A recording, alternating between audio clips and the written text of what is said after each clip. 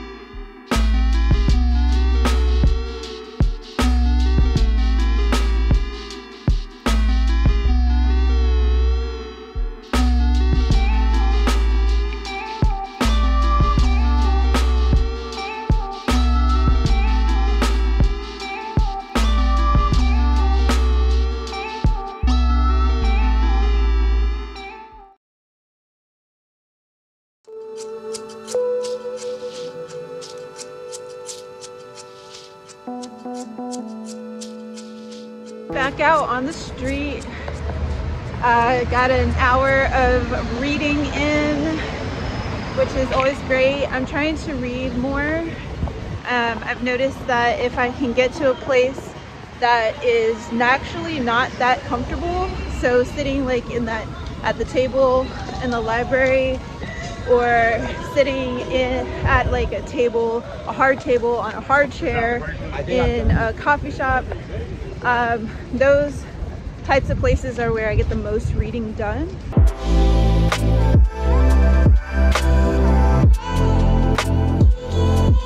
Made it in the line and it is 1:47. This is how much I gotta go to make it in.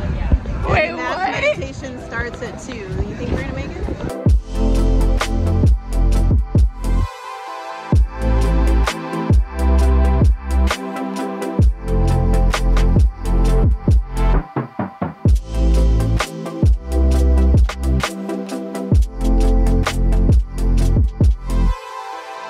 About to mass meditate, and this guy's up front on the stage telling us, you know, time to relax, we're about to have the meditation, and everyone's sitting.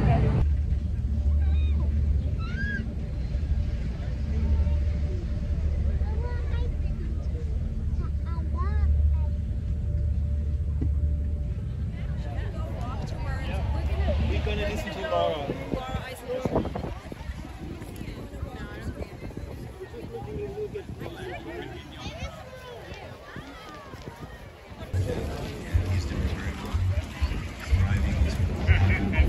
Individually, and allow us to really see not only the divine in each other, but really commune with the source of life itself, which is what anchors powerful relationships on the planet. And so I had 2 kids by the time I was 24. Hey, hearing the music, finding my space. Yes. Hey.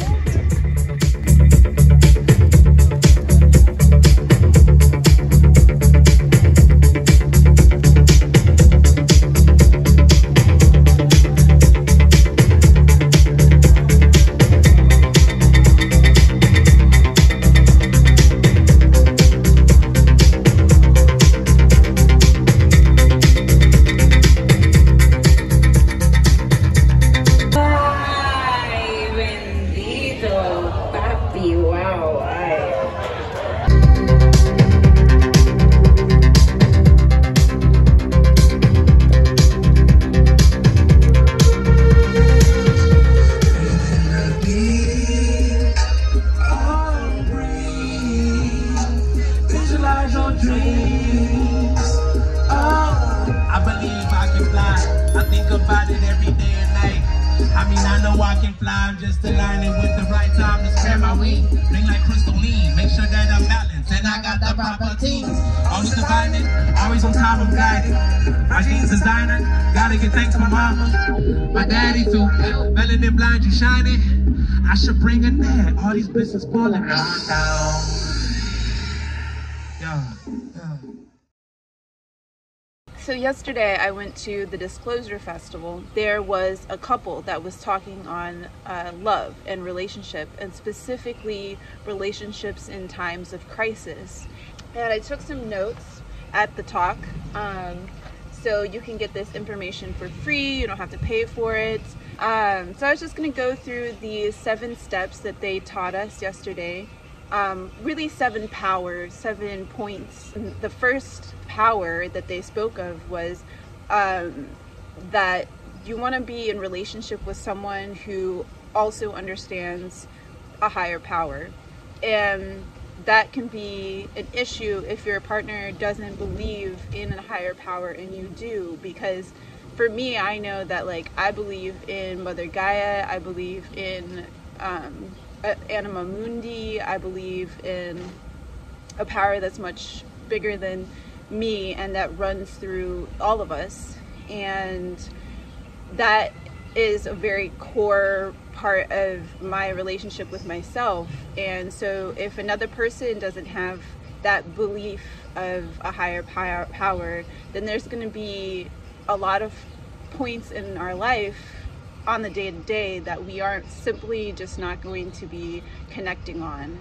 The second power that they spoke of, power of love, is mastery of solitude.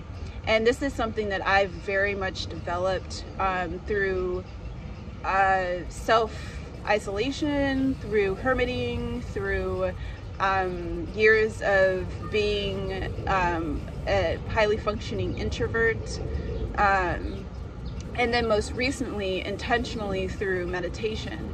And meditation for me is a must every single day, and I practice once, and now I'm leaning into practicing twice a day of sitting and just being in that solitude. And so if a partner, again, if my partner or if our partners do not have that mastery of being able to sit by themselves and do, you know, just be and breathe and be still and at peace with a relaxed body, then it's going to be difficult again to allow that relationship to flourish, because they are simply just not able to also hold that mastery of solitude.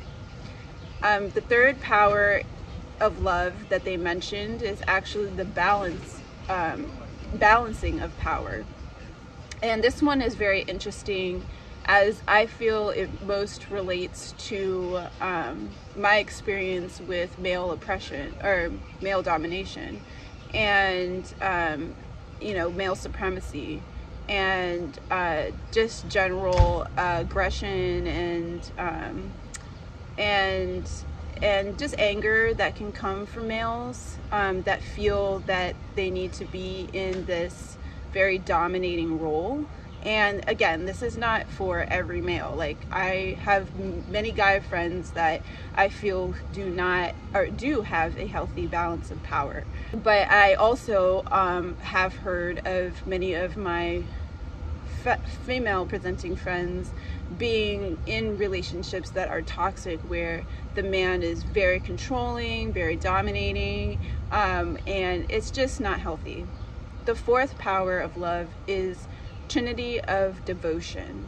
So this one was very telling to me, because I recently, since I have over the past 3 years been developing a very strong meditation practice, I have tried to share that practice with potential partners, and it's very telling to see like who is willing to sit with me, who's not willing to sit with me.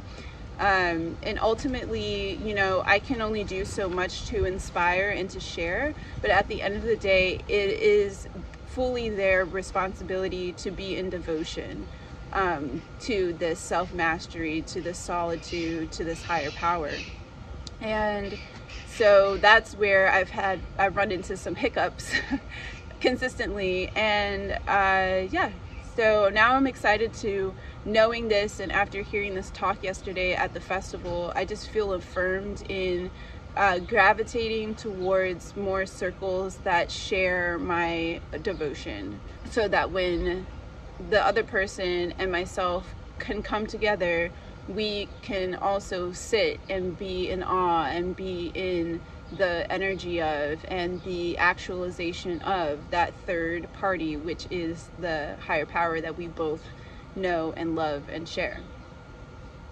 Number 5, guard and honor each other's weak points and shadows. So this one really makes sense to me in the fact that, you know, a lot of modern dating is very surface level, and this power of love point really speaks to going deep, right? Going deep, doing that work, getting into the shadow self, getting into the nooks and cranny of a person that maybe aren't as romantic or as palatable.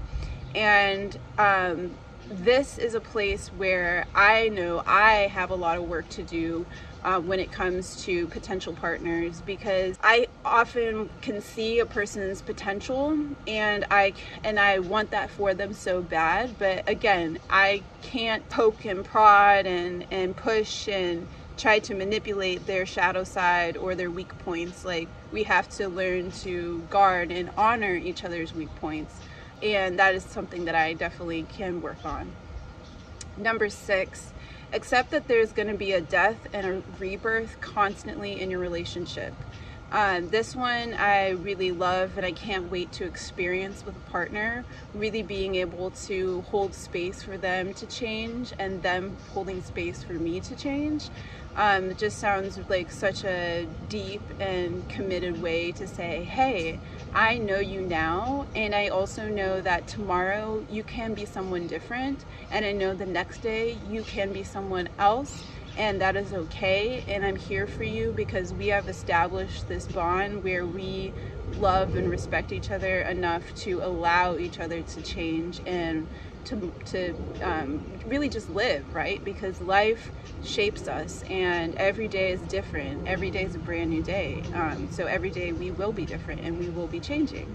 And lastly, number 7, be in service or sacred activism outwardly together. So when the couple that was speaking about this at the festival yesterday shared this final and significant power of love, they demonstrated this as, you know, most relationships, people are very one-on-one with their partner. They're all lovey-dovey and staring at their partner and being like, you know, wow, you're so beautiful, this is this and this, very interpersonal relation.